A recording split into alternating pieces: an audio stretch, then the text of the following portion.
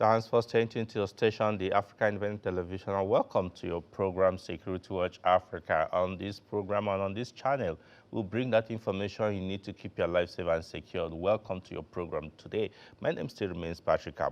Today we'll be looking at a very disturbing issue. For just about a month or 2 months now, Nigerians are beginning to experience a rising case of banditry and kidnapping, and this is beginning to get a lot of people worried and disturbed. So questions are being asked. Why is it coming up again?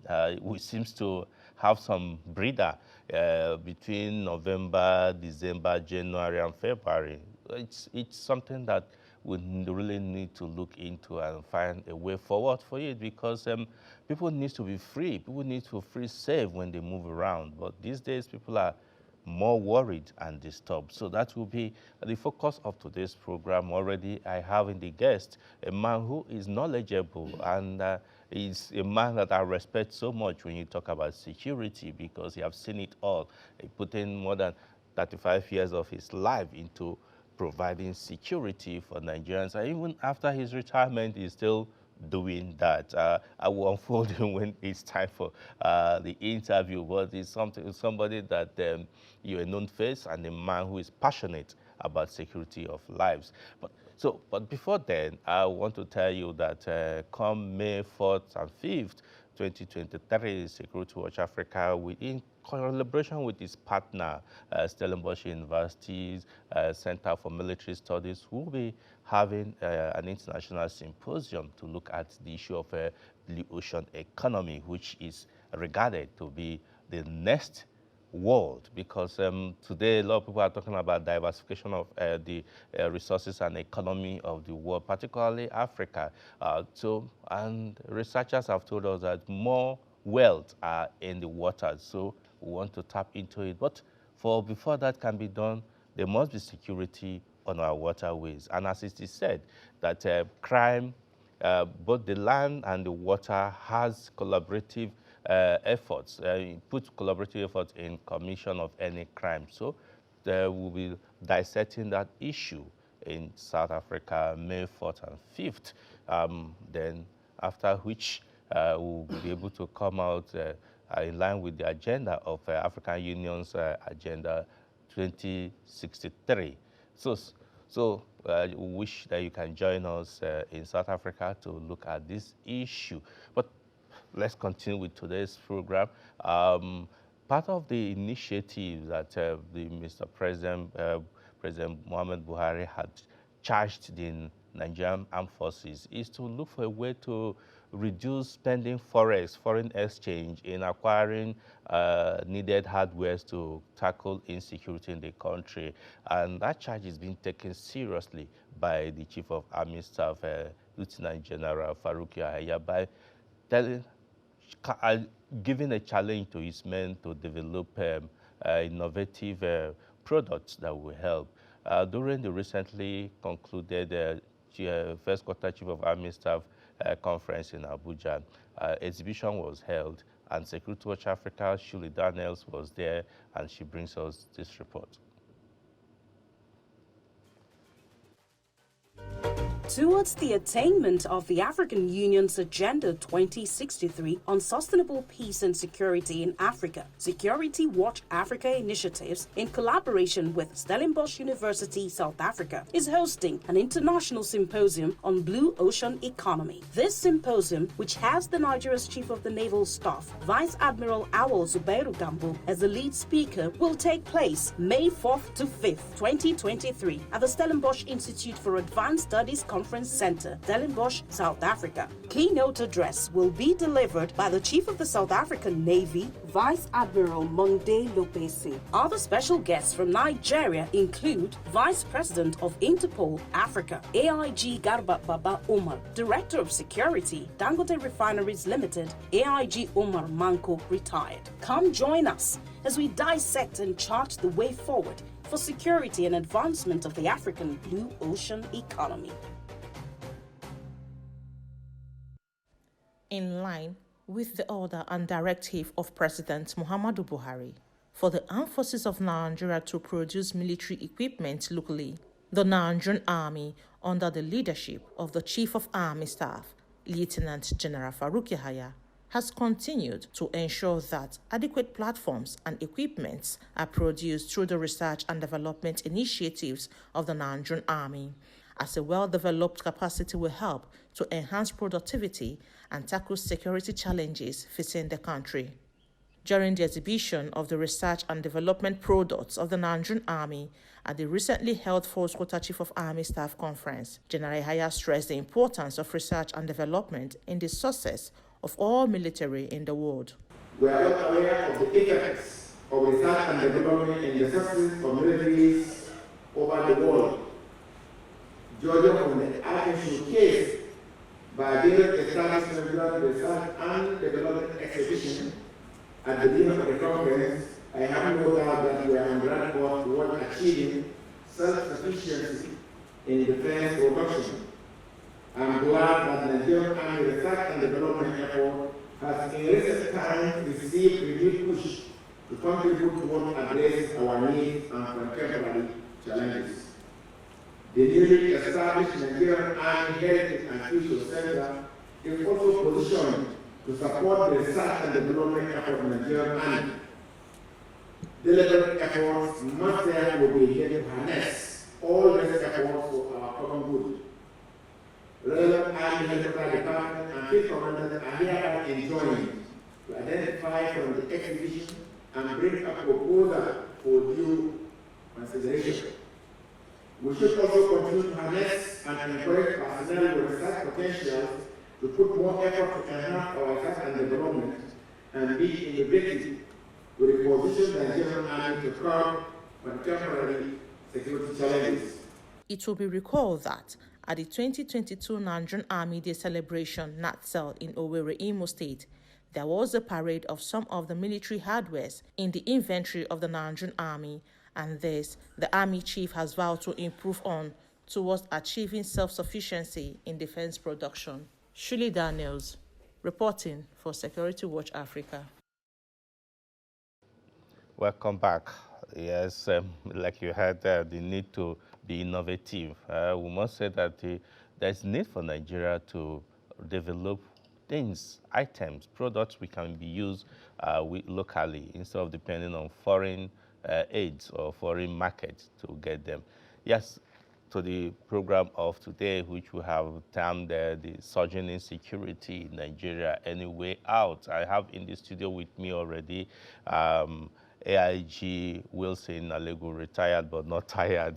He was everything that could be: Commissioner of Police, zonal head, zonal AIG, and in charge of everything, and master in elections. And we can go on describing you, but your work speaks volume for you. It's a pleasure to have you in the studio today. Yeah, so it's a pleasure for me to appear on Security Watch Africa which you have been part of. Now we own, as the people say. Exactly. It's a pleasure to have you again. Thank you. I don't know. I'm sure you must be worried because, the last 1 month or 2 months has been kind of troubling for some Nigerians who wish to travel, even with this issue of reporting issues of kidnapping and all that. We seem to have gotten over a bit of it. Tell me what is happening. Yeah, but when you're dealing with crime, you cannot say you have totally eliminated. What you try to do is to reduce, mitigate, and prevent. And each time I appear on this type of program, what I try to say is, when you are talking about security, it's like you have a beautiful lawn, beautiful grass. Yeah. And whenever you take the mower and you mow it, it looks beautiful. But if you don't continue, the thing will start, birds will bring all manner of seeds.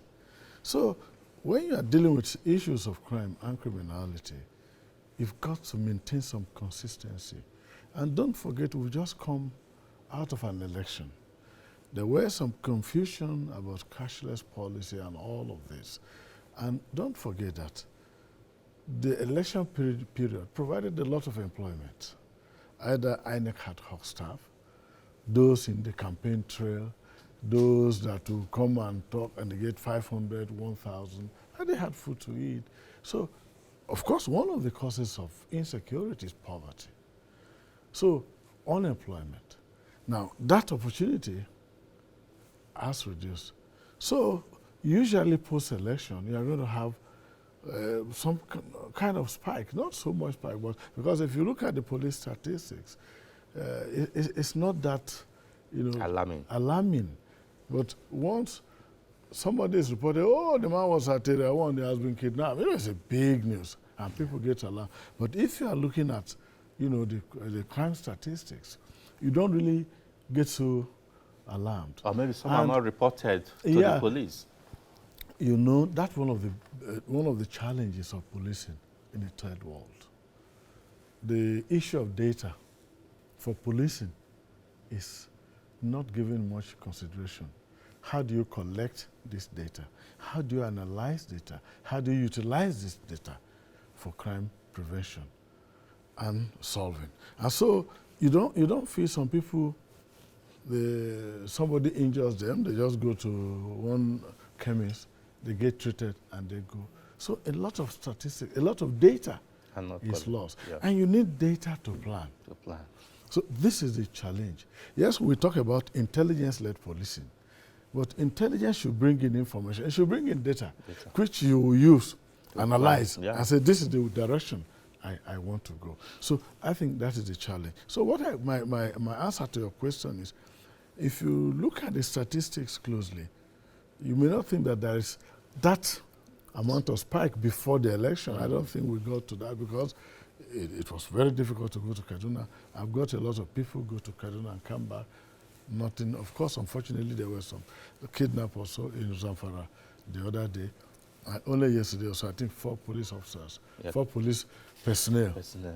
Every policeman is an officer. So 4 police officers, 4 police personnel were killed in Imo and 2 others. These things don't give us, they're very troubling. When we hear them, it creates panic.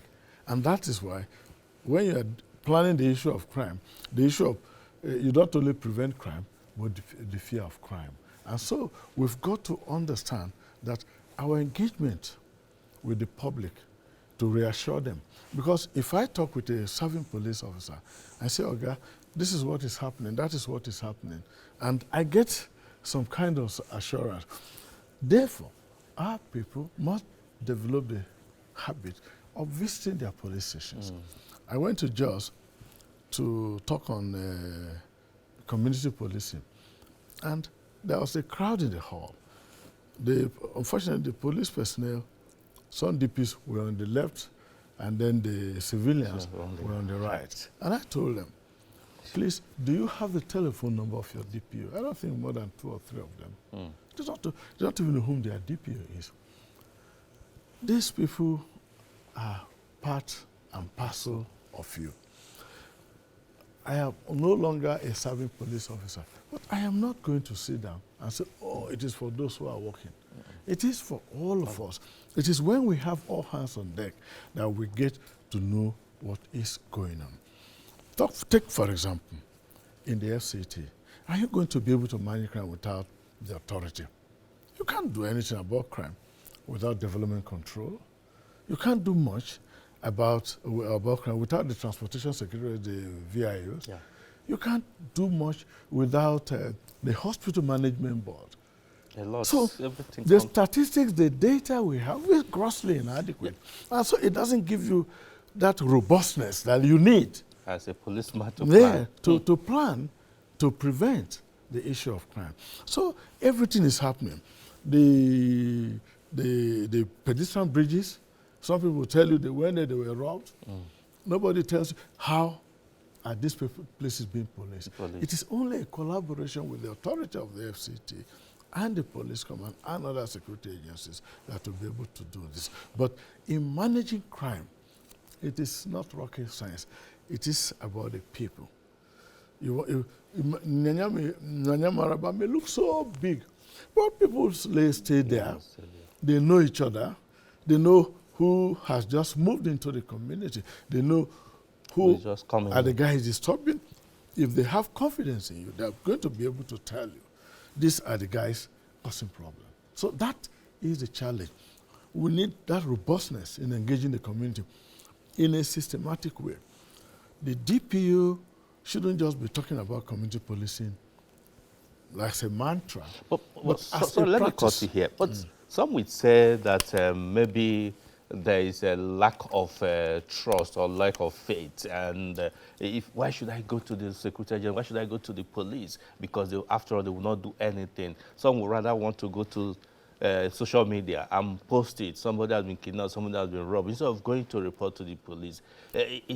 Why do you think it's so? No, there's a lot of unverified perceptions about the police and also of the police of the public. And so it comes down to perception management. You should be able to say, look, the police should be in the forefront of getting people together, telling them about what they stand for. And in that way, they build a relationship. So, and it is when you break down those walls, you begin to have confidence. Don't police officers have friends? They do. They do have friends. Yeah. Those people trust them. They go out to drink together. They go out to socialize and other things. In a similar vein, you should be able to reach out to the public. Look, there's just nothing you can do about, let me give an example of Nyanya. You could have in the whole of that Nyanya, the people controlling Nyanya that can tell you what goes on there may not be more than 5, maximum 10 in the various settlements, and you are able to understand. And in this community policing, you come to think of it, you say, oh, there's crime is rising. There are people who see crime being committed. Yeah. That megad, what kind of relationship when you're on patrol, either on vehicular patrol or on foot patrol, yeah. How many times do you stop to say, good evening, my brother, how is everything? By the time the man begins, you begin a relationship. Because when the bad guys are operating from 1 a.m. to 3 a.m. and they are passing, they say, we are not coming for you. They just pass. That information is enough for an officer.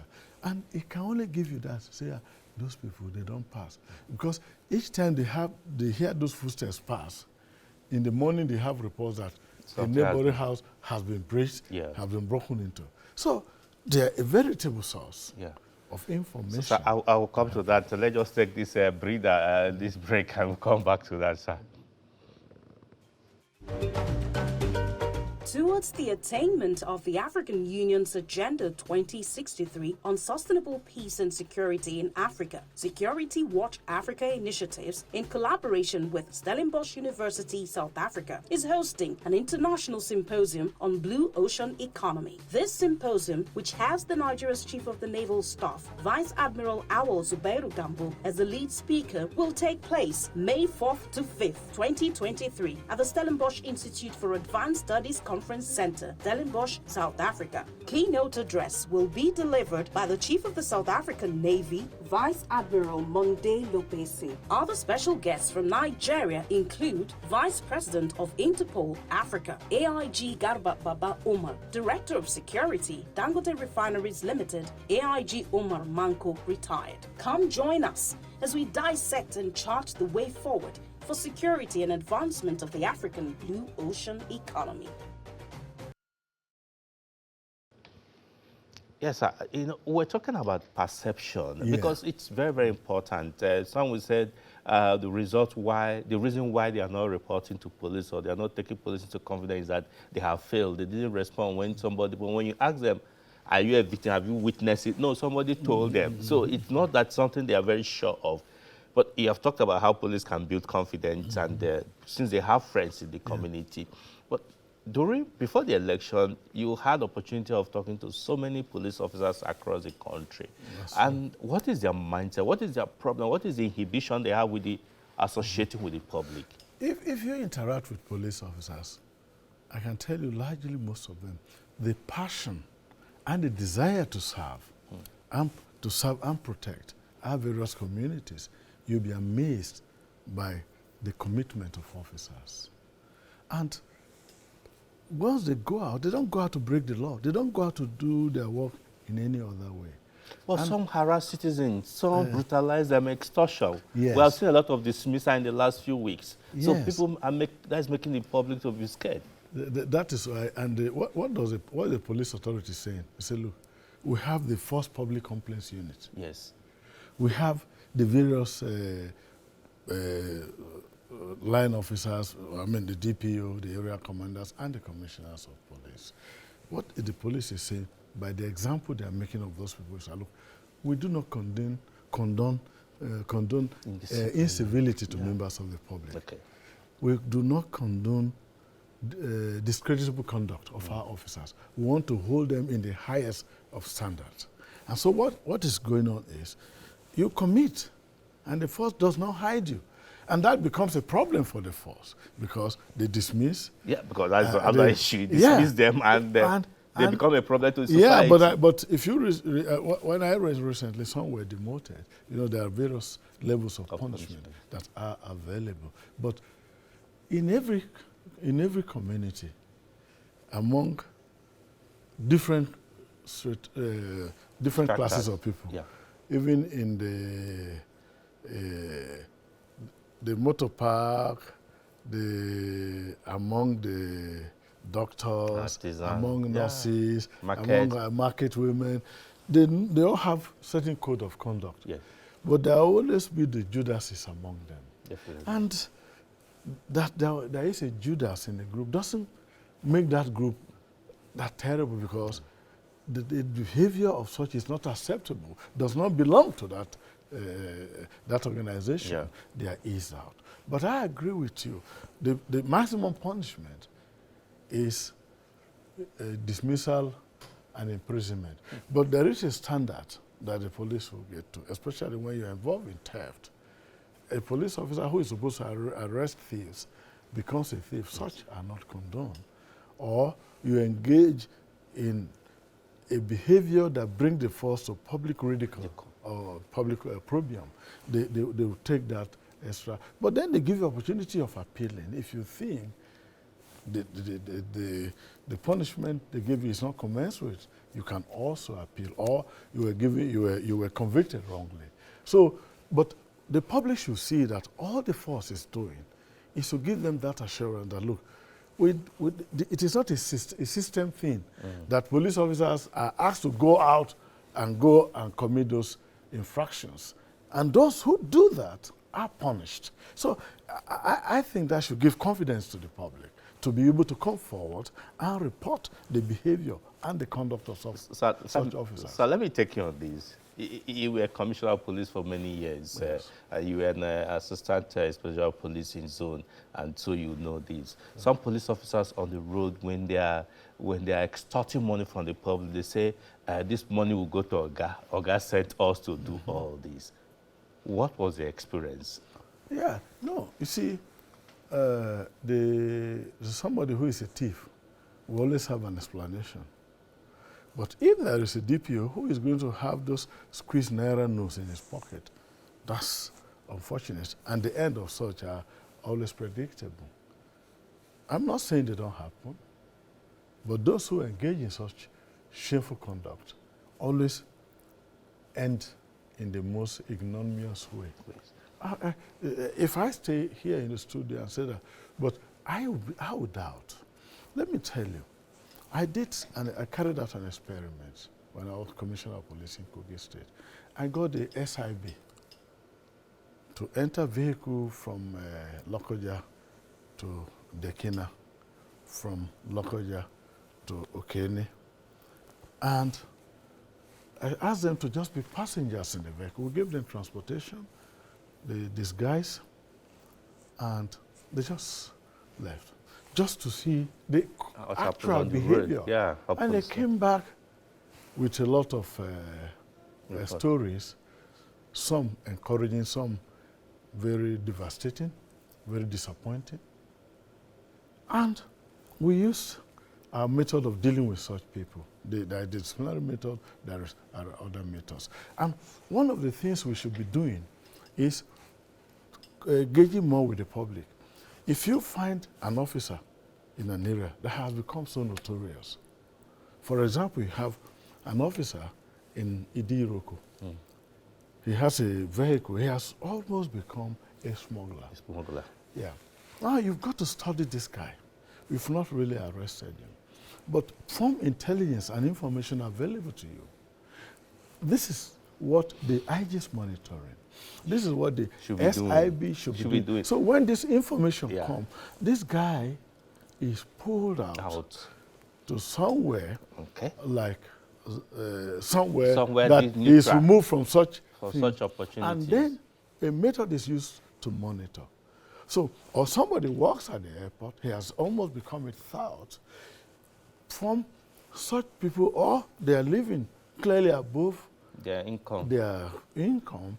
And you've got to study that individual. And when you study that individual, you put intelligence onto it, and they give you impartial report which will help you to reassign, not just to ask him for the first time. It becomes a problem to the society. Okay, sir, sorry, the studio said we must leave now for that progress to continue. That is actually our predicament here because of time. But, sir, please, we must continue with this discussion because it's very, very important. I will plead with you that we could call you up next time so we can talk more about it. Thank you so much, sir, for your time. Pleasure is mine. Thank you. Thank you, sir. That is where we'll bring the end to today's edition of the program. Please follow us on all our social media platforms and send us your views and comments. If you have questions for the AIG, retired AIG, send it to us. We'll pass it across to him to provide answer. Until we come away again next week. First of all, apology.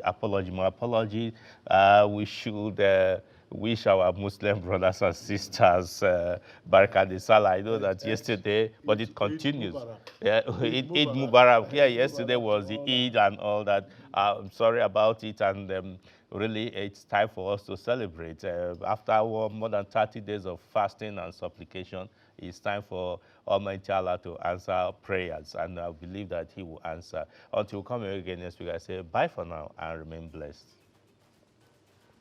Towards the attainment of the African Union's Agenda 2063 on sustainable peace and security in Africa, Security Watch Africa Initiatives, in collaboration with Stellenbosch University, South Africa, is hosting an international symposium on blue ocean economy. This symposium, which has the Nigeria's Chief of the Naval Staff, Vice Admiral Awol Zubairu Gambo, as the lead speaker, will take place May 4th to 5th, 2023, at the Stellenbosch Institute for Advanced Studies Conference Center, Stellenbosch, South Africa. Keynote address will be delivered by the Chief of the South African Navy, Vice Admiral Monde Lopese. Other special guests from Nigeria include Vice President of Interpol Africa, AIG Garba Baba Omar, Director of Security, Dangote Refineries Limited, AIG Omar Manko, retired. Come join us as we dissect and chart the way forward for security and advancement of the African blue ocean economy.